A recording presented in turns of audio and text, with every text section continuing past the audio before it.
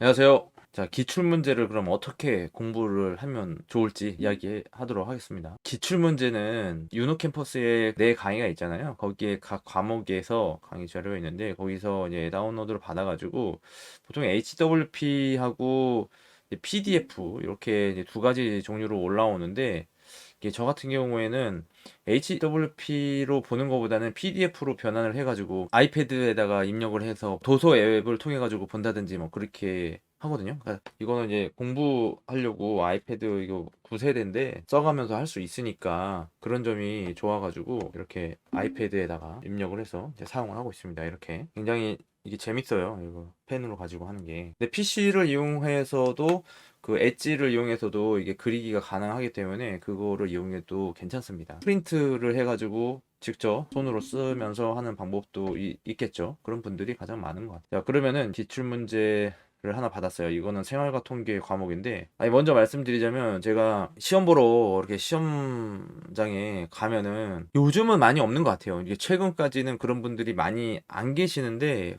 과거에는 그 기출문제를 보면서 문제다 그냥 외워버리는 그런 분들이 좀 계셨어요. 그게 공부를 그동안에 얼마큼 해왔는지는 모르겠지만 문제 답을 외우는데 그거는 지금 이렇게 효과를 보기에는 좀 어렵지 않을까, 네, 그런 생각이 들어요. 물론 똑같이 나오는 것도 있어요, 있기는. 근데 이게 문제를 읽고 답을 외워도 어느 정도 공부가 되는 거는 맞아요. 그거는 부정할 수가 없습니다. 어쨌든 그것도 공부인 거니까. 근데 문제 답을 외워가지고 그 문제가 똑같이 나올 수 있는 확률은 좀 낮지 않을까. 이렇게 확률 얘기하는데 뭐 제가 뭐 통계 데이터 학과라서 그런지는 모르겠지만 뭐 정확히 분석을 통해 가지고 그 확률을 계산한 건 아니지만 어쨌든 그런 빈도가 이제 줄어든 것은 제가 느껴요. 체감상 그렇게 느껴집니다. 자, 어쨌든 지출 문제를 이렇게 보면 딱 이렇게 보다가 알 수 있는 것들은 그냥 문제를 풀면 돼요. 예? 그죠? 이런 문제 같은 경우에는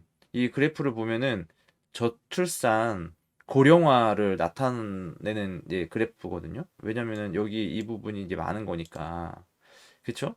저출산. 여기 이제 인구 피라미드에서 이 아래쪽에는 출생 수가 적고 그다음에 올라갈수록 이렇게 많아졌단 말이에요. 많단 말이에요. 그러면 이게 계속 올라가면은 이렇게 계속 줄어드는 역삼각형형 그런 모양이 나오니까 이거는 저출산 고령화인 것을 이제 알 수가 있는 거죠. 이런 문제는 그냥 풀면 돼요. 그러면 풀어놓고 그냥 틀려도 되는 거죠. 틀리면 틀려도 되는 그런 문제라고 볼 수가 있는 거고, 그 다음에 밑에 국가 통계가 아닌 것으로 이런 것도 마찬가지입니다. 이런 것도 그냥 딱 보면은 알 수가 있어요. 각자 해당되는 그 과목을 적용해서 생각을 하면 됩니다. 그러니까 당연한 것들이니까. 여기 보면은 최대 안타수라는 게 있는데 이거는 야구에서 나오는 거잖아요. 그러니까 국가적인 통계는 아닌 거니까 이게 그냥 이렇게 풀면 되는 거죠. 그리고 이제 숫자로 요약되어 저장 유통되는 숫자 정보로 정리 발표되는 것으로 그 예로 불쾌지수, GDP, 환율, 실업률, 대통령 선거 여론조사, 장타율, IQ 등이 해당되는 것은 자, 이게 뭘까요? 이거는 좀 어, 헷갈릴 수 있죠. 왜냐면 진짜 못 보던 게 있으니까 못 보던 게. 근데 모든 대부분의 시험이 그렇습니다. 이게 자격증 시험이든 뭐 학교 이렇게 객관식 시험이든 내가 모르는 거를 답으로 체크하는 것은 그거는 안 되는 거죠. 내가 알고 있는 것을 체크해야 되는 게 맞아요. 여기서 통계학은 뭐 당연히 아닌 거고 뭐 모수 뭐 이것도 뭐 어렴풋이 알 수 있지 않을까? 근데 이 생활과 통계라는 이 과목을 배우게 되면 아니 당연히 마땅히 알아야 되는 거 아니겠습니까? 근데 그러니까 이런 것들은 좀 헷갈릴 일은 없을 것 같아요. 그럼에도 불구하고 한번 이제 찾아보도록 할게요.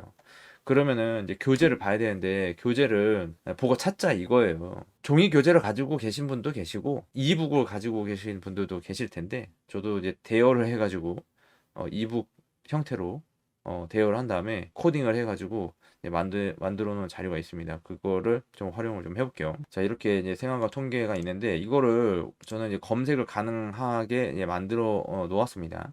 근데 여기서 가장 어, 그러니까 여기서 이 문제에서 가장 핵심되는 그 단어가 있어요. 저장 유통되는 핵심 정보로 발표되는 것. 그거잖아요. 그러니까 숫자 정보 이게 어떻게 보면은 가장 핵심 단어인 것 같습니다. 숫자 정보. 숫자 정보로 모든 것을 설명할 수가 있는 거잖아요. 그래서 이거를 내가 검색을 해보는 거예요. 여기서 생활과 통계, 여기서 숫자 정보를 이렇게 찾기 해가지고 검색을 해보면 이제 바로 나오는 거죠. 자, 이렇게 딱딱딱. 네, 뭐 여기도 당연히 이게 이미 나왔습니다. 이미 이 교재 내용에서 이미 나와 있고, 좀 더 찾아보면,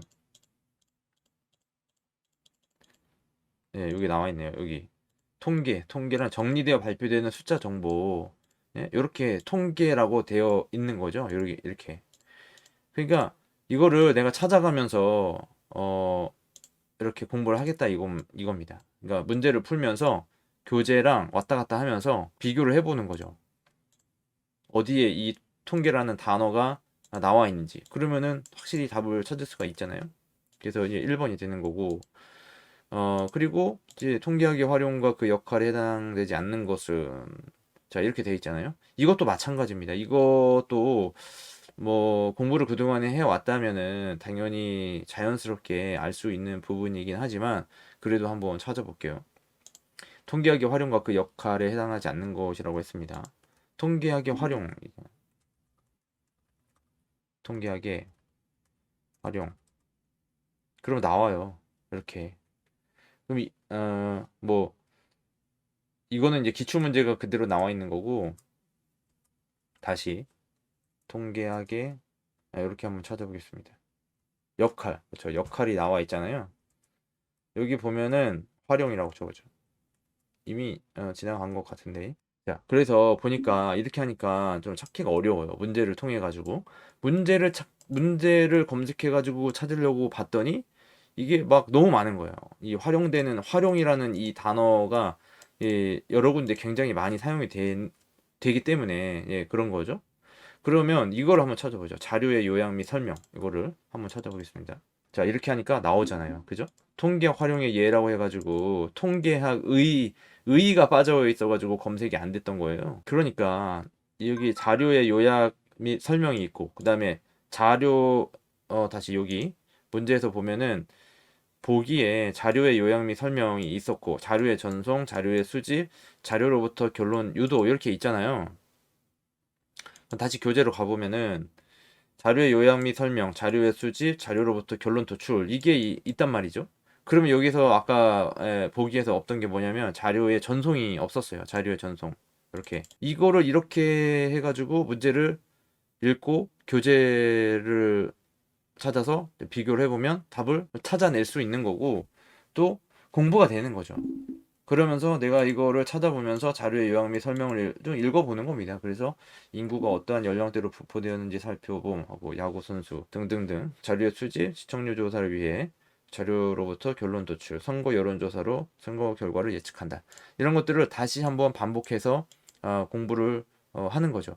근데 이렇게 한 번 정도 기출 문제를 풀어보면은 다음에는 이거를 교재를 보지 않고도 답을 찾아낼 수가 있어요. 그러면은 이 문제가 똑같이 나왔을 경우에 문제가 틀리지 않을 뿐만 아니라 내가 공부를 했기 때문에 이러한 이제 비슷한 문제가 나와서 변형이 된 문제가 나오더라도 충분히 해결을 할 수 있게 되는 거겠죠.